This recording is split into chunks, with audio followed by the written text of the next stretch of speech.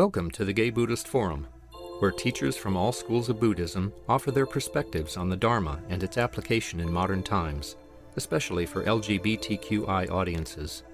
These talks are offered freely to the world and made possible by appreciative listeners. If you would like to support our efforts to share the Dharma with underserved audiences, please visit gaybuddhist.org. There you can donate, find a list of upcoming speakers, or enjoy many hundreds of these recorded talks dating back to 1996. Those of us who are old-timers will try to make you feel welcome. Carol Osmer Newhouse has studied insight meditation for more than 30 years and has been teaching for 20. She was given Dharma transmission by the Venerable Ruth Denison, student of the great meditation master U Ba Khin of Burma. She has studied with Dr. Rina Sirkar of CIIS and Dr. Tin Tin in daily life practice. She is the founding teacher of the Lesbian Buddhist Sangha in Berkeley and a licensed clinical social worker. Welcome, Carol.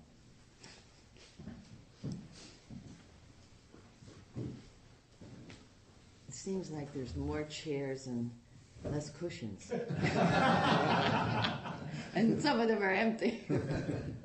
That's what happened in my group as well. Interesting. I just want to thank you for inviting me back again.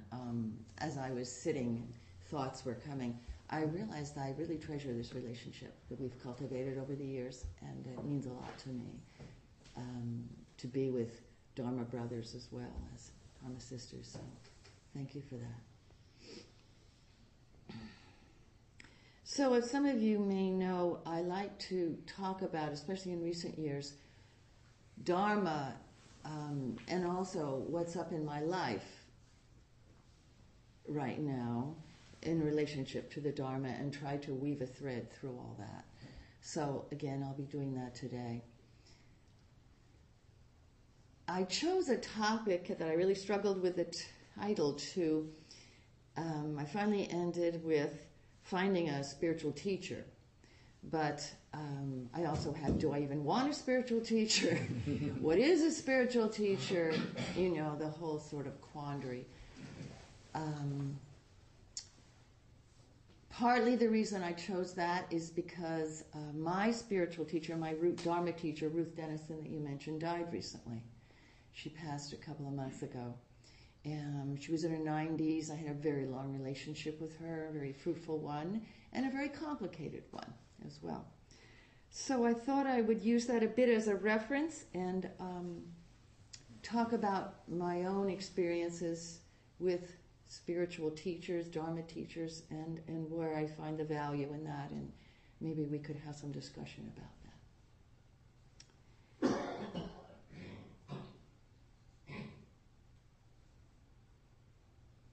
It's also very relevant to me because as a teacher, guiding teacher myself, the topic is something I struggled with personally, right? Authority issues, what do I know, how to reach people, especially in the Lesbian Buddhist Sangha over many years. And I heard also the experiences from women particularly about their experiences with teachers, right? And their struggles with opening to teachers, whether that was valuable to them, what did that really look like, what were they getting out of it? So I had a lot of experience in a way, and still have, of talking about this issue. I just went out to tea with a new friend of mine, and she brought up the issue of whether she thought she needed a spiritual teacher. So there's some significant synchronicity with all this, I think. And it appears that the joys and struggles of the student-teacher relationship are complicated, as I said.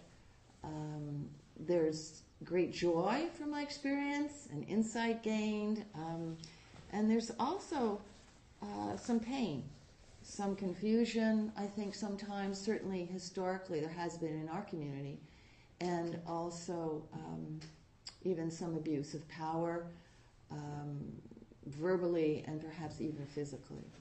So it's it's a big deal, I think. Those people who find a spiritual teacher and feel good about it, it's a very positive, of course, experience for them.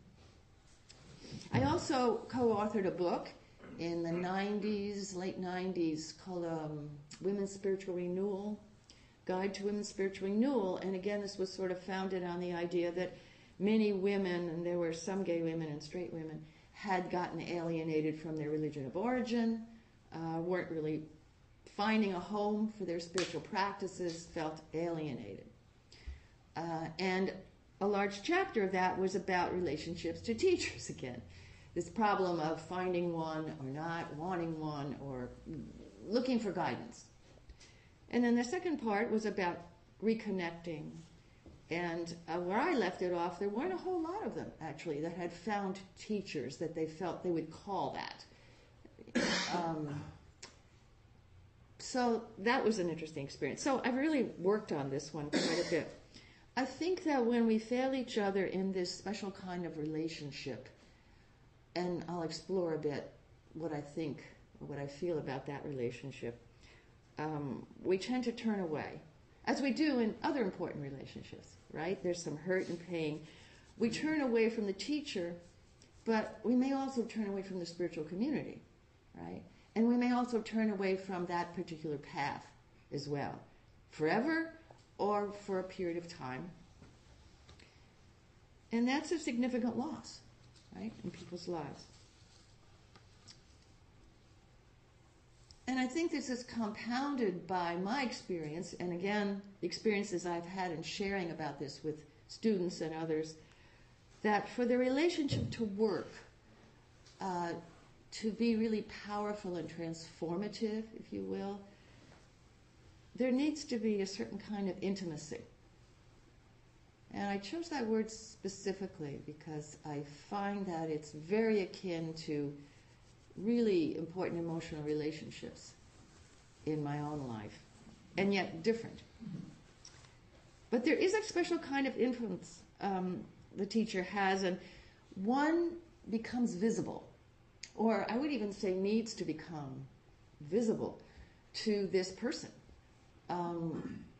especially if they're really going to accept guidance for them, and the teacher can offer guidance. There needs to be a certain kind of trust, right? And a certain kind of vulnerability on the part of the student. Now, one would ask, is this also necessary on the part of the teacher, right? I think that's where we get into some trouble. Yes, I would say.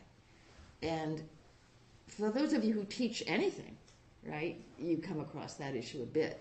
You know, I know more than they do. I do have something to offer here. But there's a special thing in some teaching, especially, I think, in spiritual teaching, where there has to be a sense of knowing the other person in an intimate way. You don't have to know all the details about their life, although that can be helpful sometimes. But you just have a sense that you know enough, you've seen them in action, you observe them, and you feel you can open to the teacher if true transmission is to take place. If we want what the teacher has, it requires a certain amount of openness. I guess that's the sort of bottom line. Because we all have, and we've all acknowledged that, I think, here, patterns, certain habitual patterns that can be harmful to ourselves, harmful to others, perhaps, right? Or, at best, useless, that we may want to take a look at and abandon, especially within the sense of Dharma practice. That's what we do. And we do this alone, and I'll get to that, but it's also helpful that someone else notices these things, I think, right? It's like a therapeutic relationship, but it also works more on an energetic level and I would say a level of virtue and morality. We really work with these patterns, and we have a bit of a purpose, transformation and change.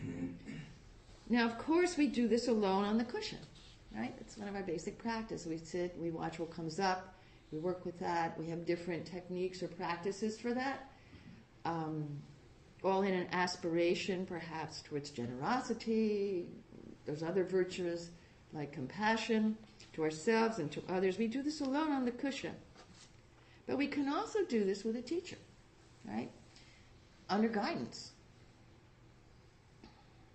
Alone on the cushion, we attempt to bring a mindful, focused, open-hearted attention to our experiences, right? Our feelings and our thoughts. No matter what practice within the big three, I think, traditions here in the Bay, we pretty much do that in different ways. This different way of being with ourselves, this acknowledgement of our humanity, our humanness that we all have, can be challenging. And we learn to bring certain kind of forgiveness, right, or compassion to these things we notice about ourselves, and also nurture the blooming of insight and positive qualities. But how much of this experience could be helped, furthered through an intimate connection with another being, right? That's kind of the question. Do we want to include the teacher in our process? And if so, how best to do it? How intimate with a spiritual teacher or guide do I really want to become? Because a teacher, as you probably have experienced, can become a mirror to you in certain ways. I remember when I first walked into the Zendo with Ruth Dennison, maybe not the first day, but after I've sat with her, not even for a year. And she lived in California in the desert, so it wasn't like I could sit with her every week. I walked in one day and she said, the impatient one is here. You know? And I thought, oh, she was smiling, she was happy to see me. But, you know, she got away with it somehow. You know, I didn't go, what is she thinking? And I had already established some kind of, you know, you have that with some friends when they tell you where you're at, and you think, yeah, right, you know. Kind of feeling, whoa, she saw that, she saw me, and it's okay. You know, she had a big smile on her face. She was really welcoming me, but she was also saying something about me. It was very true. And I remembered that for years and years afterwards. I tell it to people a lot because it was that thing of that insight and that intuition and that knowledge she had of me that she was sharing and yet accepting at the same time. So our relationship with spiritual teachers can look really different, right? It was mentioned in the introduction. I've had others. Dr. Tin, someone who lives in Sebastopol, who was a physician in Burma, moved to the United States, received transmission to teach in the Theravada tradition, and basically taught daily life practice. Didn't even teach meditation. I tried to get her to do it, and she wouldn't do it. But she was excellent in applying mindfulness and insight into daily interactions. And I worked with her out in Sebastopol, once a month, maybe less, for about 10 years. You know, and we had a different kind of relationship. And then there was Renu Sarkar. Although I don't call her my root teacher, I still feel a tremendous amount of love for her. She was teaching for many years at CIIS, and she was an academic. Also, Indian Burmese, had studied in Oxford and had come to CIIS in the day when it was just starting. I don't know if any of you remember, but it was a very sort of Indian kind of based spiritual school in the Haight. That's what it was. And has evolved, of course, to the institution today. And she taught there until just a few years ago. And so she was a wonderful example of an academic who knew Abhidharma. She could wrap down the sutras just like that. And at the same time, she was a meditation teacher. So sometimes you don't find that connection. And an actual Burmese individual who appeared as a nun. I don't know if she would call herself that, but that's how she appeared. And I came down here to the mission and worked with her for years. But again, we had a more intellectual sort of connection. So just giving some examples.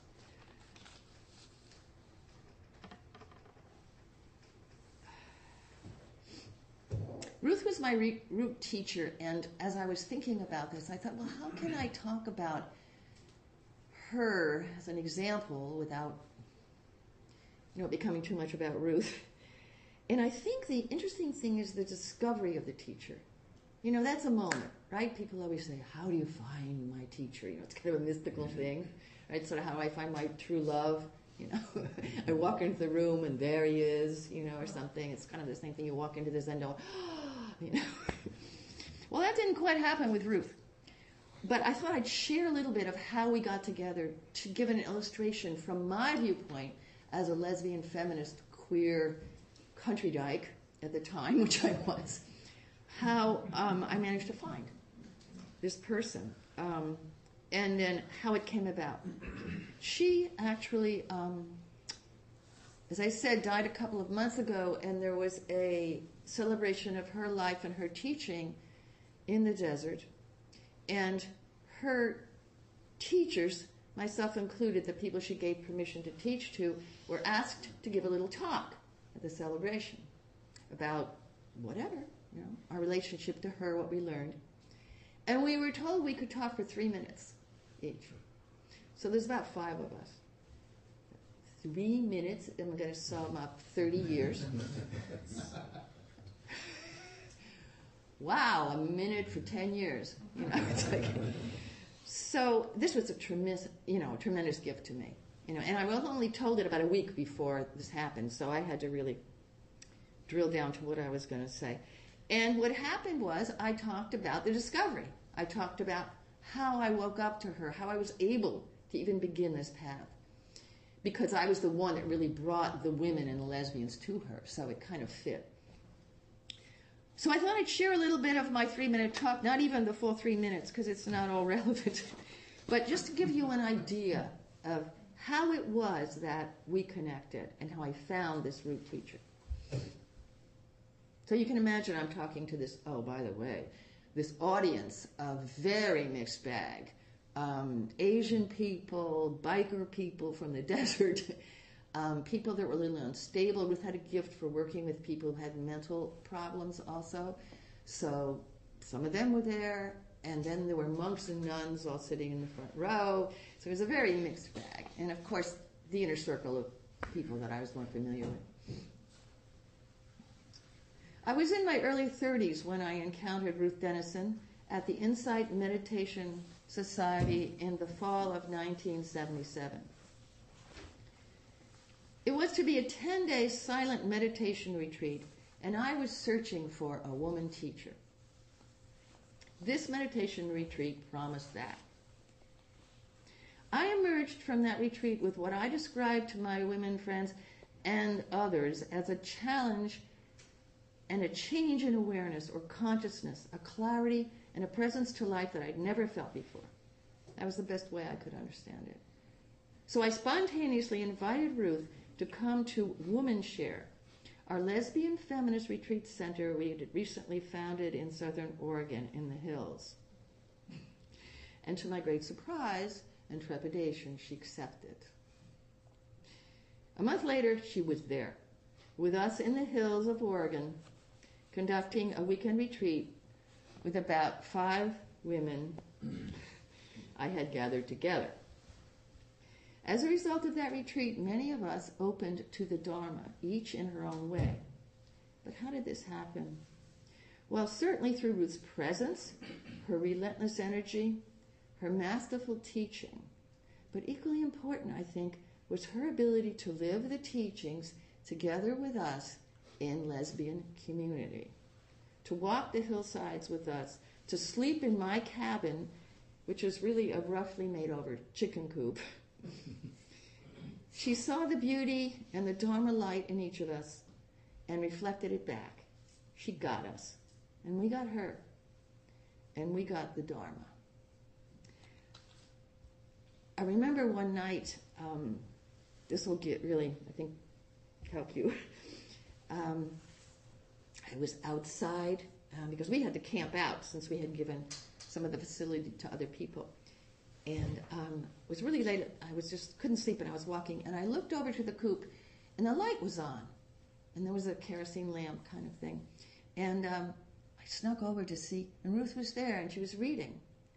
Well, the evening before, actually, she had come to me, and she said, darling, this is all very nice, but what do you do? And I thought, well, we garden, and we're working on this other cabin, and some of us work in town a little. No, darling. But what do you do together? I thought, oh my God. She's asking about lesbian relationship, sex, or something, right?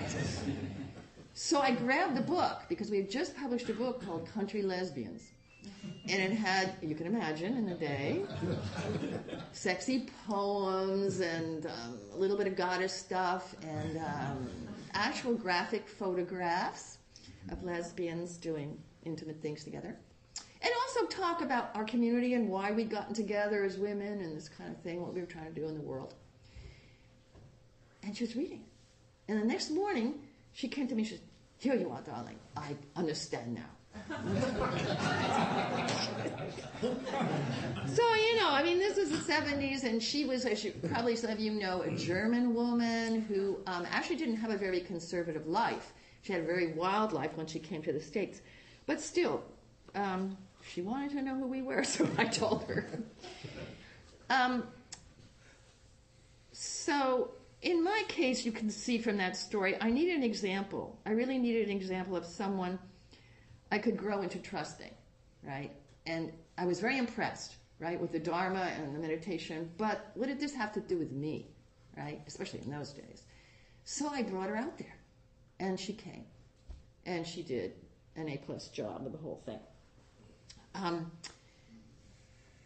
So how do we know who to trust?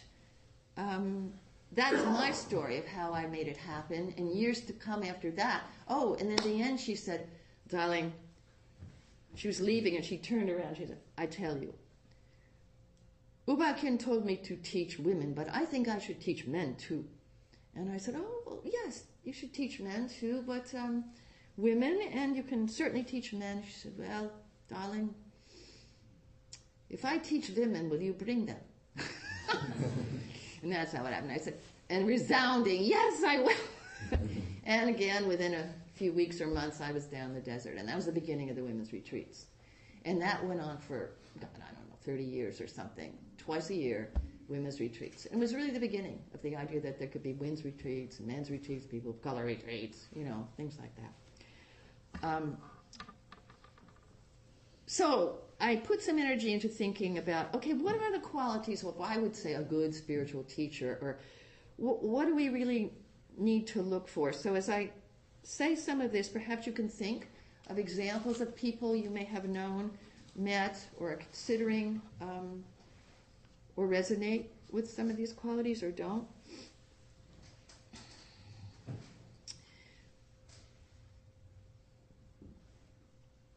Well, the first one, which is obvious, and I've already implied that through my story, is a certain kind of openness and sensitivity and compassion to others' experiences. We assume that, certainly within Dharma, we assume that. And certainly most people that make it to being teachers, would have some of that up front.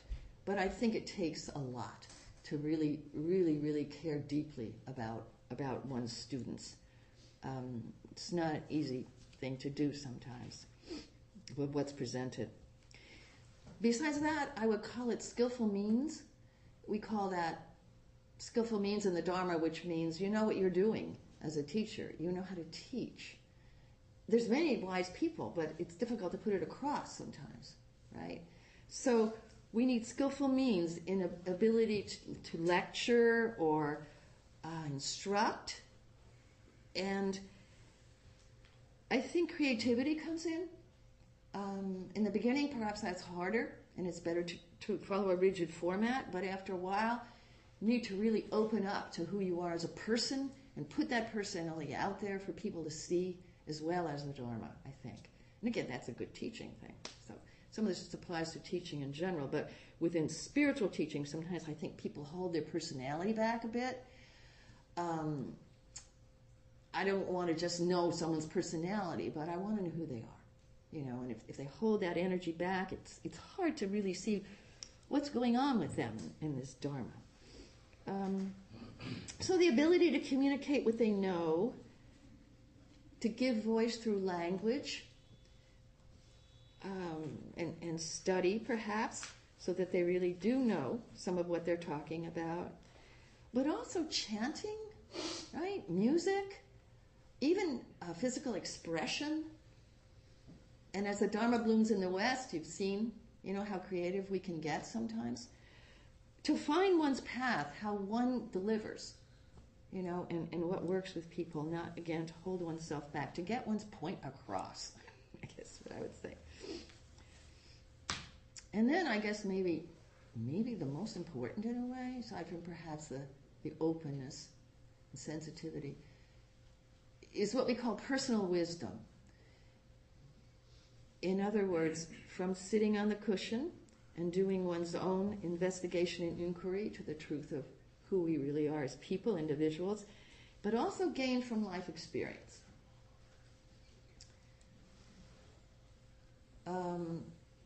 One of the best ways I know of learning about teachers' experiences is through reading biographies or autobiographies of spiritual teachers. It's so interesting. This is the one Sandy Boucher wrote, Dancing in the Dharma, about Ruth. I think it's her best book. And her other best book is her cancer journey, Hidden Spring. But she's been here. Many of you know her, and she's an excellent writer. But this thing on Ruth's life is just beautiful because it really illustrates her path and how she came to be who she is. Not that we would, but it's very informative. So I recommend doing that, reading these biographies. There's a wonderful one on the Saint Deepama from India, who Jack Kornfield and Joseph Goldstein and all these people in the day, in the 60s, went over and sat with, Sharon Salzberg, all those people. Munindra, her teacher, and of course there's many biographies of all the yogis from the East. And of course Zen teachers. So there's not that you're going to be able to work with them unless you believe that they're still functioning on another plane. That's another thing. After Ruth died, it was a great loss. I actually feel closer to her than in the last 4 or 5 years. So that's an interesting question we could explore more, but that energetic connection you have with the teacher doesn't necessarily go away. So reading even about people, you can receive some transmission. And then lastly, the personal wisdom. So your life experience, a connection to what they teach. So when they're talking about compassion, you either know something about them, or you feel the energy when they're talking, or you could question them about it. You get that authentic feeling. And then I think here, especially in the Bay, a cultural understanding.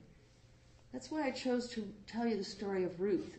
She had a cultural stretch when she met the lesbian dykes in the country, right? But she saw our power, and she saw our trueness, and she saw our devotion to each other. She saw so much, and she was captivated by that. And we were captivated by how she brought us the Dharma through that.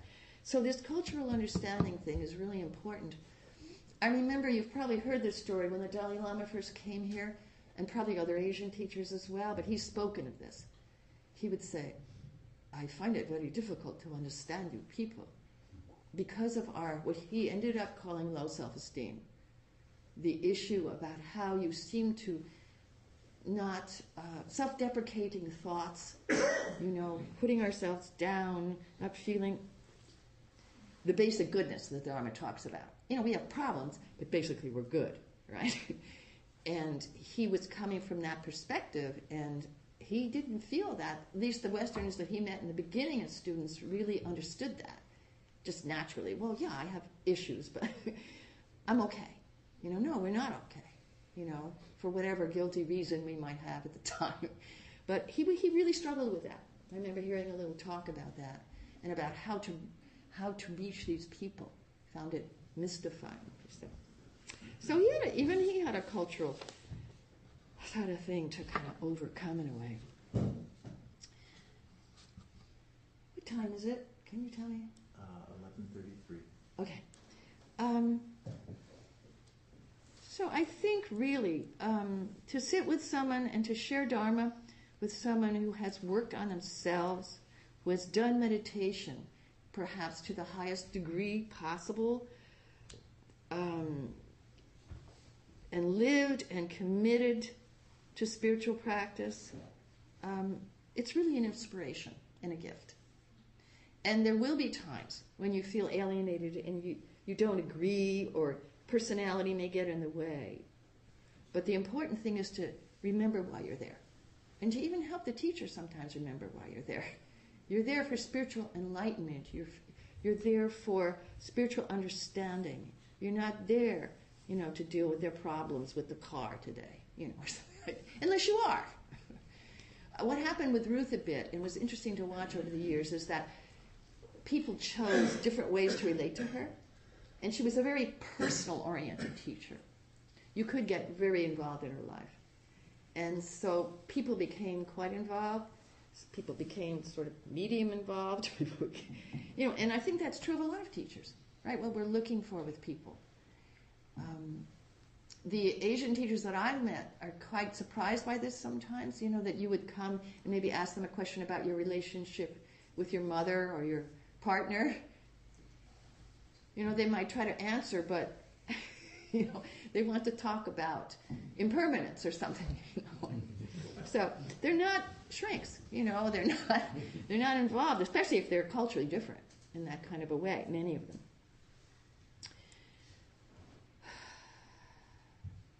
I think we can think of this, I'll end this part with thinking about the 3 refuges, perhaps. Such a simple practice that probably everyone in this room has done. Taking refuge in the Buddha, taking refuge in the Dharma or the teachings, taking refuge in the Sangha. We take refuge in our teacher. That's what it's about. Not refuge in that, oh my God, I'm scared, I need to be protected, but just we feel safe within our spiritual understanding and growth with this person. Well, traditionally, it's the Buddha, right? I take refuge in the teacher, in the Buddha. We're actually doing it if we take refuge. Now, in my Sangha, we didn't say that often. We said, I take refuge in my potential to awaken, right? So, similarly, the internalized Buddha, right? My own basic goodness, my own awareness, my own higher self, however you want to see that. But really, right? 3 things, and one is a teacher in the tradition. And I'm not saying you have to have one, but I think it's really, really worth considering. When I take refuge in the Buddha now, I can also say I take refuge in Ruth's spirit. I take refuge in the energy of my other teachers. I got a whole gang of people, that I can call on, which is a real privilege, I think. So I thought that I would, if you're open to it, give you a few minutes to discuss this with each other, maybe in groups of 2 or 3, however you want to do it.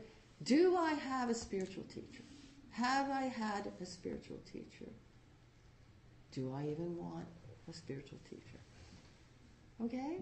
All right, let's take maybe, what would you say, 10 or 15 minutes? Probably about 10. 10 minutes to do that then. Okay? Just look next to someone, 2 or 3 people. Fine.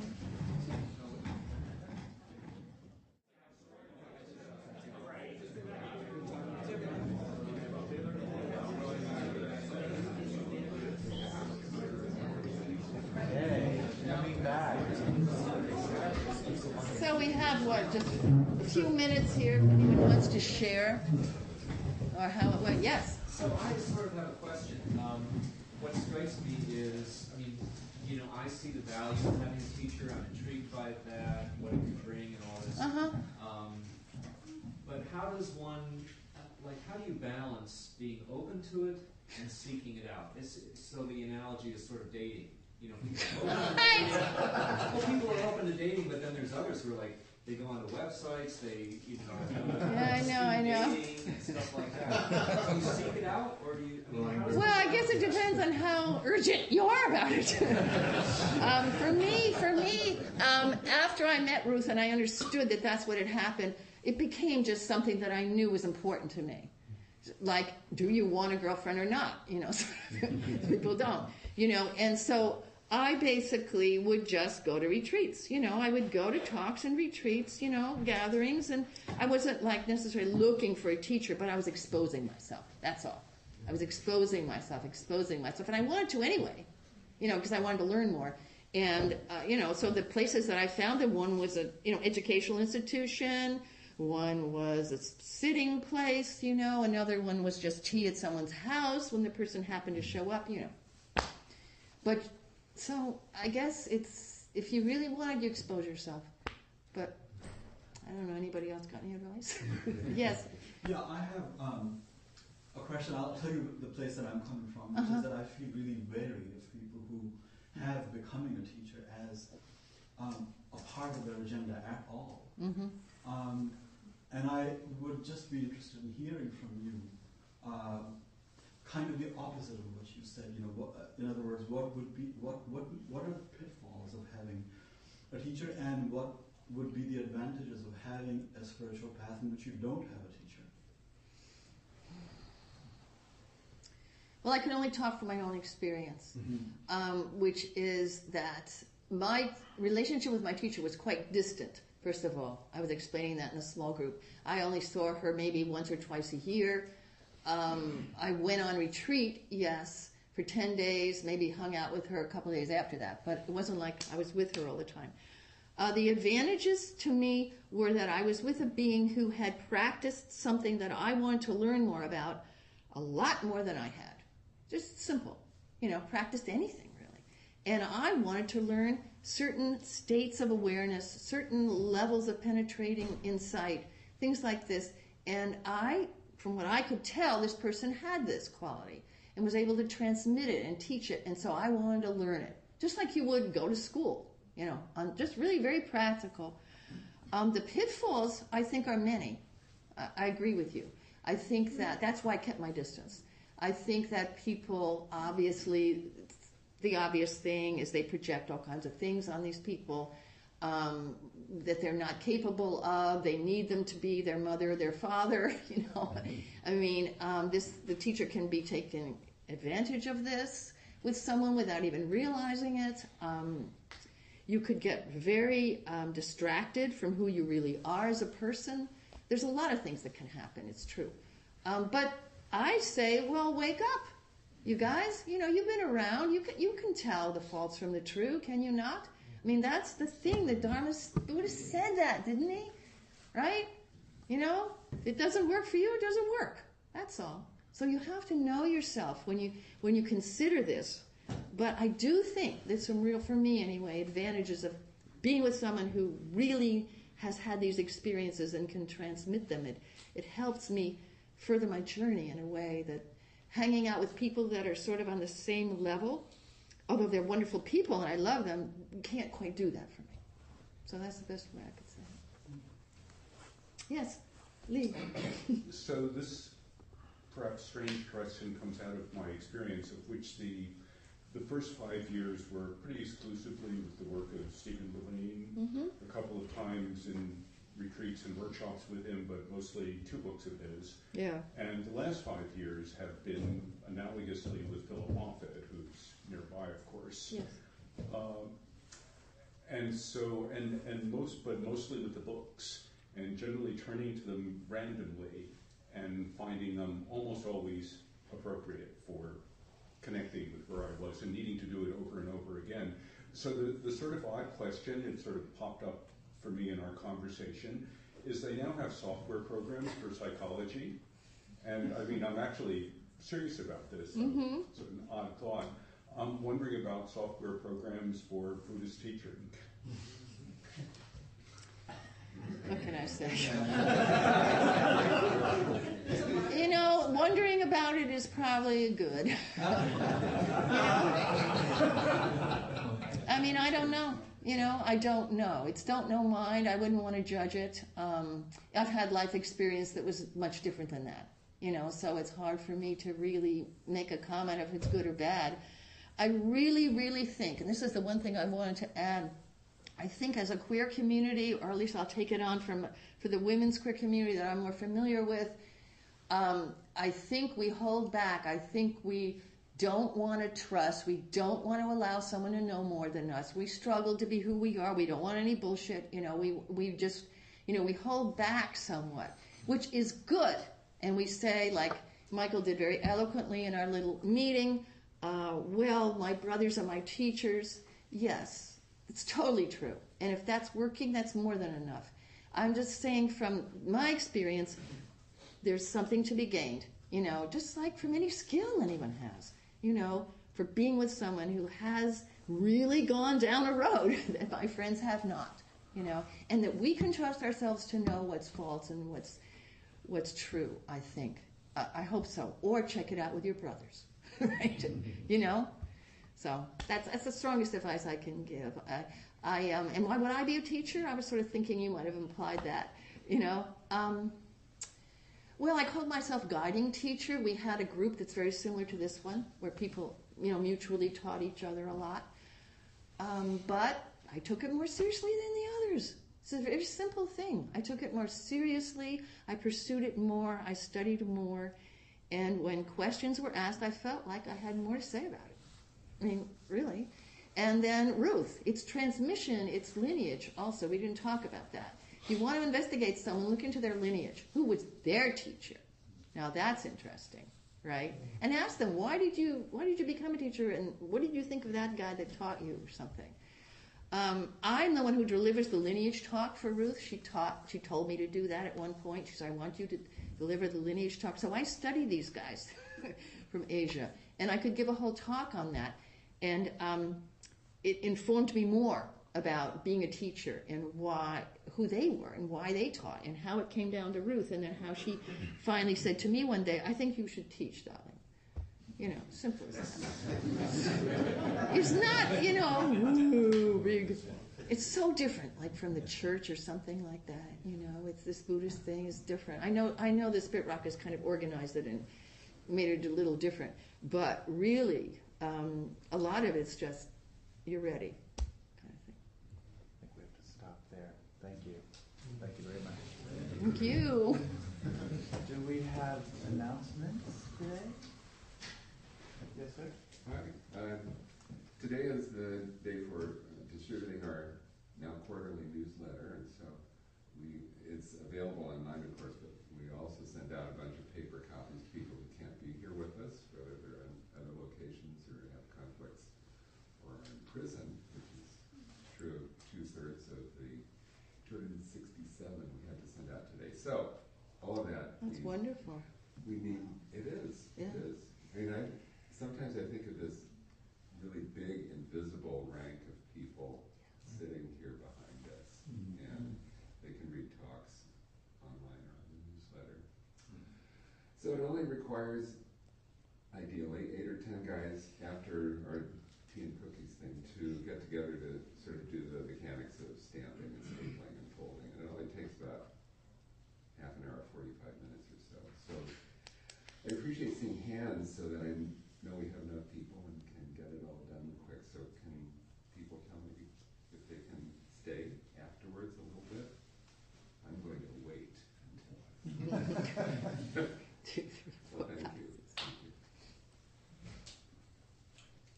Hello. Hello, I'm your host today, and there's refreshments at the table. There's hot water for tea. When you're finished with your cup, put it in the sink with hot soapy water, and if you want, you can leave them in there, and I'll take care of cleaning them.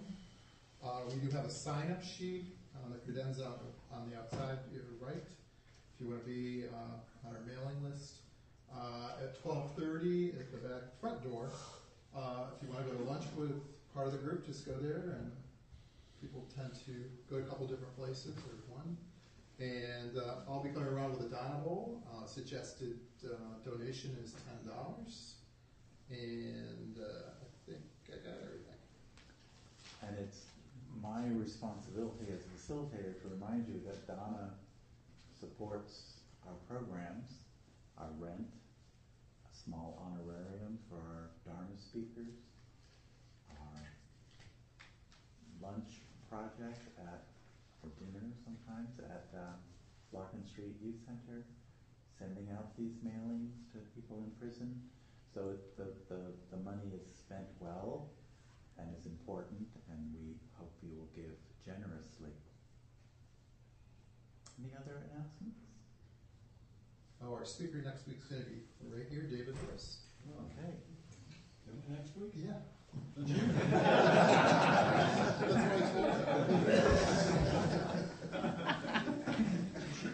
Well, let's join for a closing.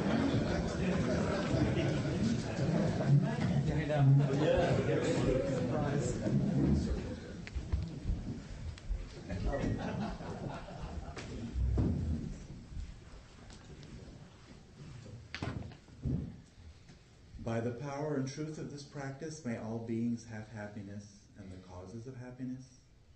May all be free from sorrow and the causes of sorrow.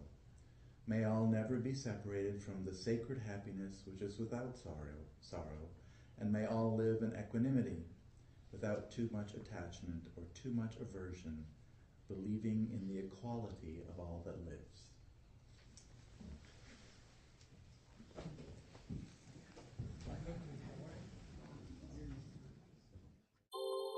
Thank you for listening to the Gay Buddhist Forum. If you would like to hear several new talks per month and be notified of upcoming speakers so you can participate live, please subscribe to this podcast, like us on Facebook, and join our mailing list by visiting gaybuddhist.org.